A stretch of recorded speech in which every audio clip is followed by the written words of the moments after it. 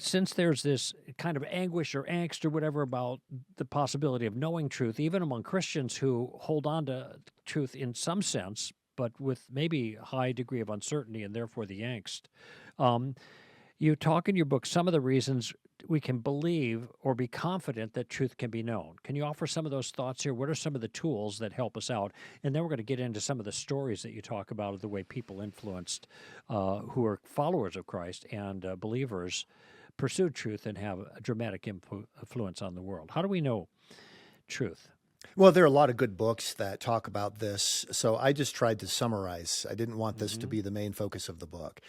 But one thing is that truth rises. If someone says there is no truth, then they're proclaiming the existence of a truth. Right.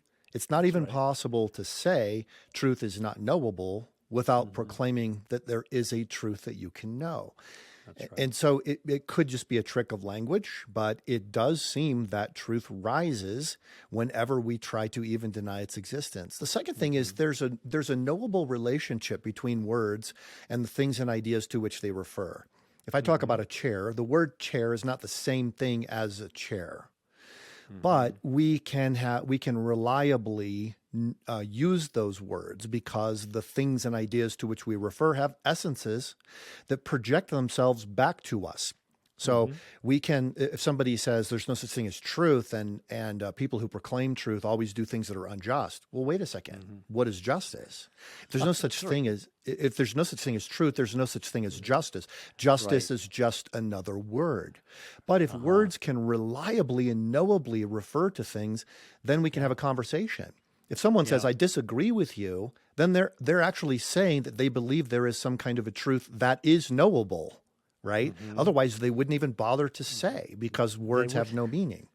They would be able to disagree because to disagree is to say that you're wrong and I'm right kind of thing. And that's trades on the notion of truth. Yeah, right. Even if they're just saying, I have a different perspective and I need you to hear it, they're still saying, I have a perspective of something.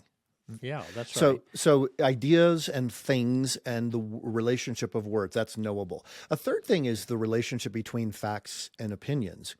A lot of people today in the postmodern world are saying there really aren't any facts.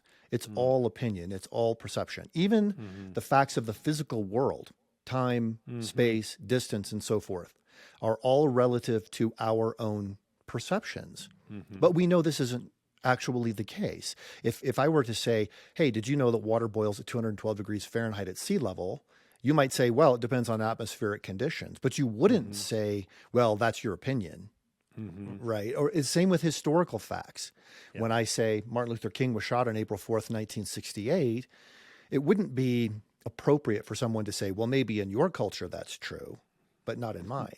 So we know that there are these facts that exist.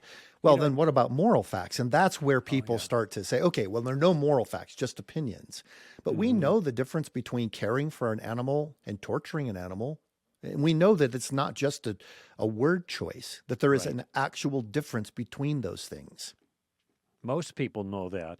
But the big thing for me, and I'll say this because it's a little bit of a shocker, but there's a point here, and that is, as a Christian apologist, I love the problem of evil. And the reason I love it is not because I love evil, but the problem of evil is something that everybody's aware of, no matter where they lived or when they lived. And the complaint that they have is that evil is real and objective.